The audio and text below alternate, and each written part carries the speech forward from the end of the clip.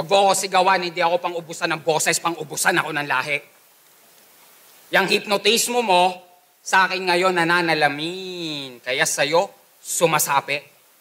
Ang agimat mong dala ng tinitigan ko'y biglang nahati.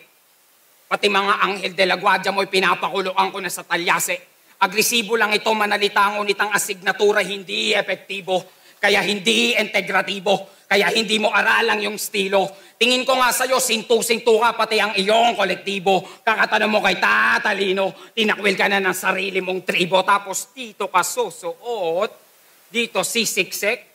Sa mundo kong nilikha, ikakamatay mo ang pananaliksik. Sige, dito ka sumuot sa akademiko kong siksik. Yayakap ka sa apoy at sa impyerno ka hahalik. Dahil kung tingin mo, nakikita mo na, o makikita mo pa, na kahit gumamit ka ng ikatlong mata, mamamatay kang dilat sa pagtingin ng industriya.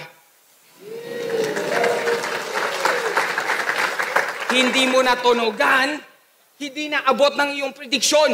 Pwes gumagana ang lahat ng mga ginawa ko sa iyong orasyon. Hindi mo yan mararamdaman.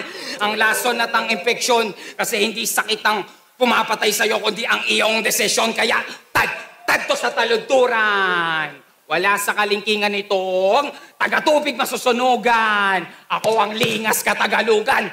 Sa krus ka ipapako, iaalay sa larangan. At ika'y aking iaahon para sa ere kapugutan at maging saksi ang mundo.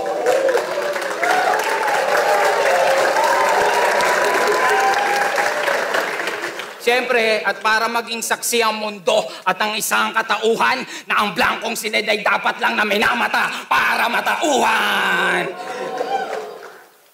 Iaalay na rin sa iyo ang hindi malimutang kalungkutan na magpapantay sa mga paa mo habang ikaw ay lumulutang.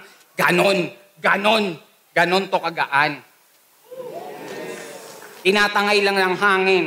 Kulang-kulang tong kukulangin, halos tayong dapat nabilangin kasi wala nang paraan para sa daan ko to palarin. Sa aking kamay ka mamamatay at yan ang napatunayang pangitain. Patunay lang na ang pangitain ay kaya kong totohanin at yan ang pinagkaiba natin.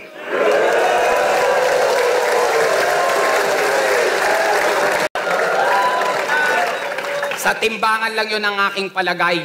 Yung estilo mo hindi konkreto, aligagapat hindi mapalagay.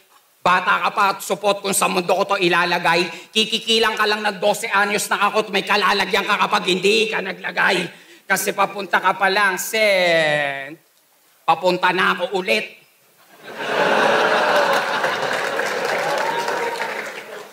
Yung daan mong binaybay ako ang bumutas niyan pabalik.